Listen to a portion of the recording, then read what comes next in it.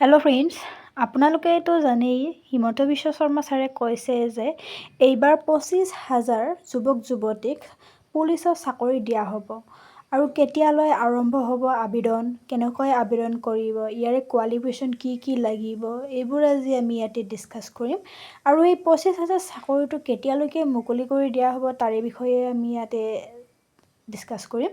যদি ভিডিঅ'টো ভাল লাগে লাইক কৰিব, কমেণ্ট কৰিব আৰু ছাবস্ক্ৰাইব কৰিবলৈ নাপাহৰিব। চৰকাৰে কৈছিলে যে এইবাৰ পুলিচত 25,000 চাকৰি দিম, কিন্তু এইবাৰ নহয়, আপোনাৰ 5 বছৰত 25,000 কমপ্লিট কৰিব বুলি কৈছে।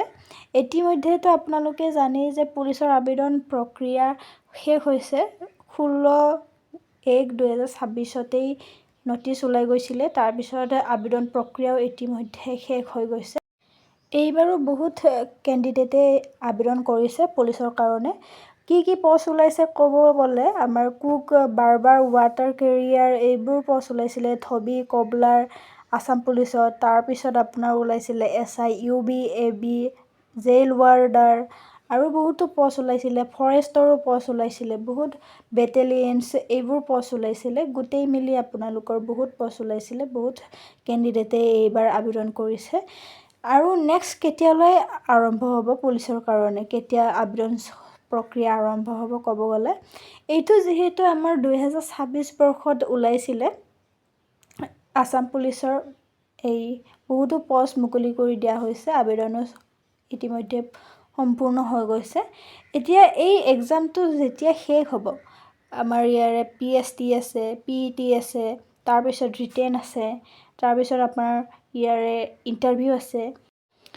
সেইবোৰ চব কমপ্লিট হোৱাৰ পিছত কেণ্ডিডেটক চুজ কৰা হ'ব। চুজ কৰাৰ পিছত চাকৰি পাব, ল'ৰা ছোৱালী চাকৰি পাব। তাৰপিছত নেক্সট আমাৰ আৰু এপ্লাই চলিব ক'লে ফেব্ৰুৱাৰী বা মাৰ্চত আৰু নতুনকৈ আবেদন কৰিব পাৰিব। তেতিয়া আপোনাৰ আৰু পষ্ট ওলাব, আৰু আবেদন কৰিব পাৰিব। 25,000ৰো বেছি ওলাব পাৰে বা কম ওলাব পাৰে, সেনেকুৱা হ'ব। কিন্তু আপোনালোকে আবেদন প্ৰক্ৰিয়া আৰু ষ্টাৰ্ট হৈ যাব 2027 বৰ্ষত, আৰু নতুনকৈ আপোনালোকে আবেদন কৰিবলৈ পাৰিব পুলিচৰ কাৰণে। সেইকাৰণে আপোনালোকে এতিয়াৰ পৰাই প্ৰেক্টিছ কৰি থাকিলে আপোনালোকে লাভ কৰিব পাৰিব অসম পুলিচ চাকৰি।